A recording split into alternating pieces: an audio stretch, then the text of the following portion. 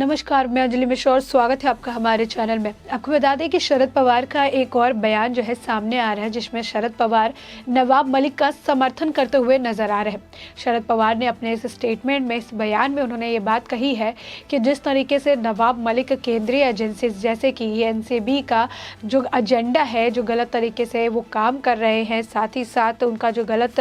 जो संचालित काम करने का तरीका है उसे वो उजागर कर रहे हैं, जो कि बहुत अच्छी बात है। साथ ही पवार ने यह भी कहा कि मलिक प्रेस कॉन्फ्रेंस के जरिए जो झूठे लोग हैं उनके सच्चे चेहरे जो है लोगों के सामने उजागर कर रहे हैं। यानी यहाँ पर आप देख सकते हैं कि शरद पवार जो इतने दिनों से चुप्पी साध के रखते थे, वो कुछ बोलते नहीं थे, और जब उन्होंने बोलना शुरू किया है तो वो सीधे सीधे नवाब मलिक का समर्थन करते हुए नजर आते हैं। नवाब मलिक के हर किए को वो सही और सटीक बताते हुए नजर आते हैं, और उनका ये मानना है कि नवाब मलिक जिस तरीके से बयानबाजी कर रहे हैं उससे नवाब मलिक दूसरों के चेहरे का बेनकाब कर रहे हैं, दूसरे के चेहरे से जो है नकाब हटा रहे हैं, जो कि सच में बहुत अच्छा काम है। साथ ही आपको बता दें कि ये पहली बार नहीं है जब शरद पवार इस तरीके से आके नवाब मलिक का समर्थन करते हुए नजर आ रहे हैं। इससे पहले भी जब ये बातें बार बार उठ रही थी कि नवाब मलिक बार बार प्रेस कॉन्फ्रेंस कर रहे हैं, इसमें आकर बयानबाजी कर रहे हैं, इसके बावजूद शिवसेना या फिर एनसीपी का कोई नेता इन्हें क्यों रोकता हुआ नजर नहीं आता है। जिसके बाद शरद पवार ने इससे पहले भी आपको बता दें कि नवाब मलिक का समर्थन किया था। उन्होंने कहा था कि नवाब मलिक जो है वो कदाचार के खिलाफ लड़ाई लड़ रहे हैं और इस लड़ाई में वो अकेले नहीं है। उन्होंने कहा है कि जिस तरीके से नवाब मलिक ये लड़ाई लड़ रहे हैं वो बिल्कुल सही है, और ये अगर कभी भी किसी के भी अधिकारों का हनन होगा तो फिर उसके खिलाफ लड़ाई लड़ी जाएगी, और ऐसा करने वालों को बेनकाब करना, कदाचार को रोकना जो है सही काम है, और नवाब मलिक जो है सही काम कर रहे हैं। साथ ही साथ सिर्फ यही नहीं, आपको बता दें कि उद्धव ठाकरे ने भी नवाब मलिक की बयानबाजियों का, नवाब मलिक का भी समर्थन किया है। उद्धव ठाकरे ने बहुत पहले गुड गोइंग कहा था। आपको बता दें कि जिस तरीके से नवाब मलिक बयानबाजी करते हुए नजर आ रहे थे, सबका यही सवाल था कि आखिर उद्धव ठाकरे क्यों चुप है, वो क्यों नहीं नवाब मलिक को इस बयानबाजी को करने से रोकते हैं। जिस तरीके से बिना तथ्य, बिना प्रमाण के नवाब मलिक एक के बाद एक आरोप लगाते हैं, एक के बाद एक प्रेस कॉन्फ्रेंस करते हैं, इसके बावजूद उद्धव ठाकरे क्यों चुप है। तो आपको बता दें कि उद्धव ठाकरे जो है वो सामने आए थे और उन्होंने कहा था कि नवाब मलिक अकेले नहीं, उनको हमारे जितने भी मंत्री हैं उन सभी का समर्थन है, और नवाब मलिक जो कर रहे हैं बहुत अच्छा काम कर रहे हैं। और सिर्फ उद्धव ठाकरे नहीं, आपको बता दें कि शिवसेना के नेता संजय राउत, जिन्हें जो है नवाब मलिक का काफ़ी करीबी मोहित कंबोज ने बताया था कि कहा था कि ये जो है सलीम जावेद की जोड़ी है और ये दोनों के काफ़ी अच्छे रिश्ते हैं। तो ऐसे में संजय राउत जो है वो भी नवाब मलिक के समर्थन में देखने के लिए मिले थे। उन्होंने कहा था कि नवाब मलिक इस वक्त काफ़ी ज़्यादा गुस्से में है। नवाब मलिक इस तरीके से कई सारे गंभीर आरोप जो है वो बीजेपी पर लगाते हुए नजर आते हैं, लेकिन ये सारे जो आरोप है वो सच और सटीक है। साथ ही उन्होंने ये भी कहा था कि मतलब जिस तरीके से नवाब मलिक आरोप लगा रहे हैं, सारे आरोप जो है वो पुख्ता है। उनके इस बयानबाजी करने का तरीका भले ही थोड़ा आक्रोशित, गुस्सैल हो, लेकिन आरोप जो है वो पूरे पुख्ते हैं। और ऐसे में नवाब मलिक इस जंग में, इस लड़ाई में अकेले नहीं है, उनके साथ हम है, और हमारी जो टीम है उनका पूरा समर्थन है। उनका कहना था कि शिवसेना का समर्थन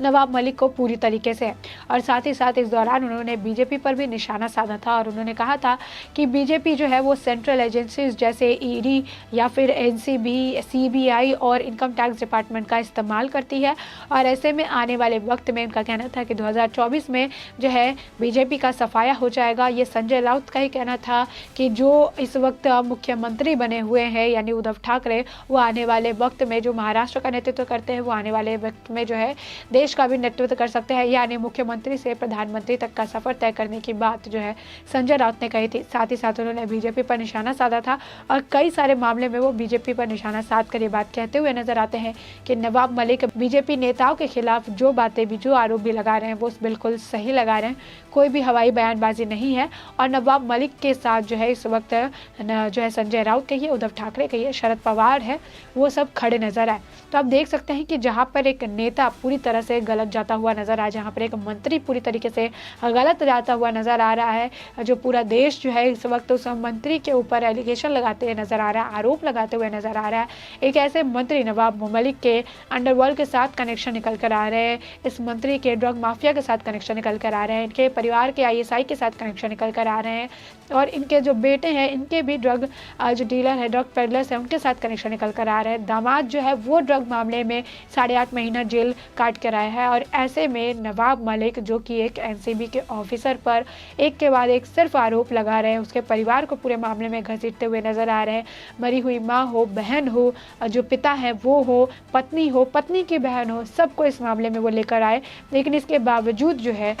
सबका यही मानना है उनकी तरफ से, यानी शिवसेना और NCP की तरफ से ये मानना है कि नवाब मलिक जो कर रहे हैं सही कर रहे हैं। यानी आप देख सकते हैं कि इस वक्त जो ये नेता है, जो महाराष्ट्र की सरकार चला रहे हैं, उनकी जो सोच है, उनका जो व्यक्तित्व है किस तरीके का है कि जहाँ पर एक व्यक्ति महिला को भी किसी मामले में बिना जाने सोचे, एक विक्टिम महिला का नाम भी वो ट्विटर पर इस तरीके से ट्वीट करके उसका नाम उजागर कर देता है, औरतों का सम्मान करता हुआ नहीं नजर आ रहा है, अपने पद की गरिमा बनाता हुआ नहीं नजर आ रहा है। ऐसे व्यक्ति को भी ये लोग जो है समर्थन करते हुए नजर आते हैं। जहां इन्हें बताना चाहिए कि नवाब मलिक कहां कौन से मामले में गलत है, वहां पर ये पूरी तरीके से खुली छूट मिल चुकी है नवाब मलिक को, और ये कह रहे हैं कि प्रेस कॉन्फ्रेंस जितने भी की जा रही है सब सही की जा रही है। आप देख सकते हैं कि नवाब मलिक के बाद एक कई सारे मानहानि के मुकदमे चलाए गए। मतलब नवाब मलिक जब भी प्रेस कॉन्फ्रेंस करते हैं तब एक नए नाम को उजागर करते हैं, चाहे वो असलम शेख का हो, कासिफ खान का हो, या फिर आप कह सकते हैं समीर वानखड़े का हो, देवेंद्र फडणवीस का हो, देवेंद्र फडणवीस की पत्नी का हो,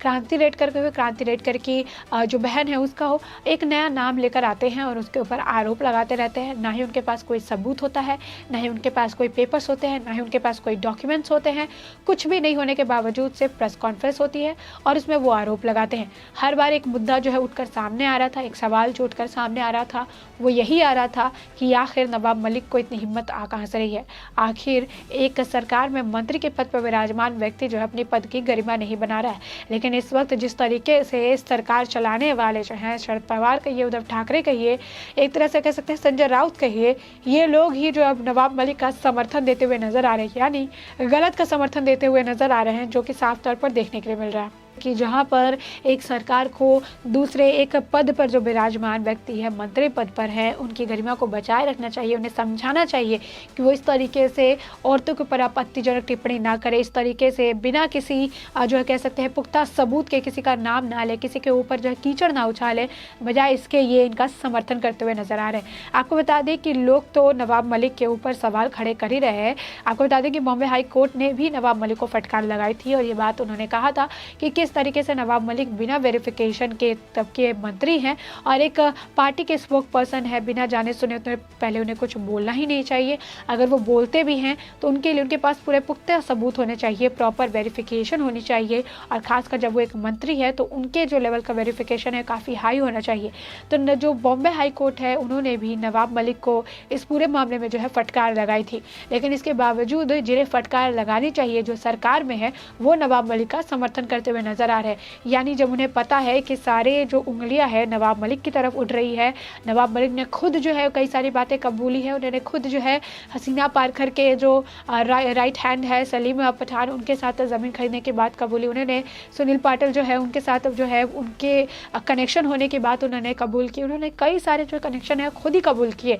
जो उनके दामाद है समीर खान 8.5 महीने वो जेल में होकर है, उनके अभी जो केस है वो रिओपन हो चुका है। उनके बेटे के जो सिग्नेचर्स है वो भी सॉलिडाइज कंपनी जो है उनके तरफ से देखने के लिए मिली, जहाँ पर जो है एक तरह से उन्होंने ज़मीन खरीदा हसीना पारकर के साथ। उनके जो दामाद है उनका कनेक्शन निकल कर आ रहा है कि वो दाऊद के गुर्देर के साथ जो है वो मीटिंग करते हुए नजर आए, समीर खान जो है वहाँ पर मीटिंग के दौरान मौजूद थे। ऐसे में आप देख सकते हैं कि दंगे में भी अब नवाब मलिक का नाम आ रहा है कि महाराष्ट्र के दंगे जो है नवाब मलिक ने करवाए हैं, पैसे बांटे हैं, यानी हर तरफ से नवाब मलिक कटघरे में खड़े हैं। लेकिन इसके बावजूद महाराष्ट्र की सरकार एकजुट हो चुकी है। इसके बावजूद महाराष्ट्र की सरकार का एक समय कह सकते हैं कि इस वक्त एक मुद्दा है, तो इसी वक्त एक एम कह सकते हैं कि एक ही है, वो है सिर्फ और सिर्फ बीजेपी पर निशाना साधते रहो, बीजेपी को जो है कटघरे में खड़े करते रहो और अपने आसपास जितना कुछ उन्हें दिख रहा है, अपने आसपास जितनी भी गलत चीज़ें उन्हें नज़र आ रही है,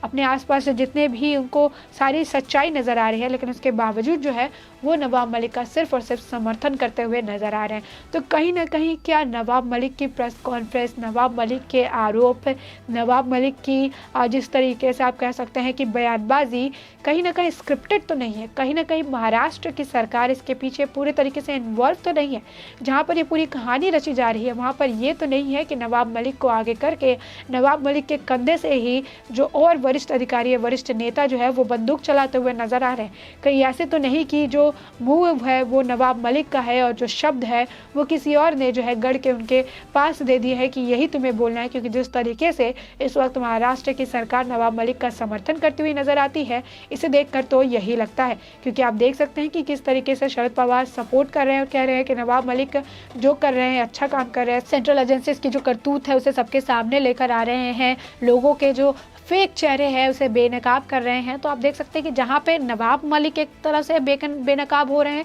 तो वहीं पे उनके पार्टी के लोगों का, उनके जो समर्थक है, जो बड़े वरिष्ठ नेता हैं, उनका कहना है कि नवाब मलिक दूसरे के चेहरे बेनकाब करें। तो ऐसे में ये पूरा मामला आपने जाना कि आखिर है क्या और किस तरीके से अब एनसीपी और शिवसेना की तरफ से नवाब मलिक को समर्थन दिया जा रहा है। तो इस पर आपकी जो भी राय हो हमें कमेंट सेक्शन में कमेंट करके ज़रूर बताएं।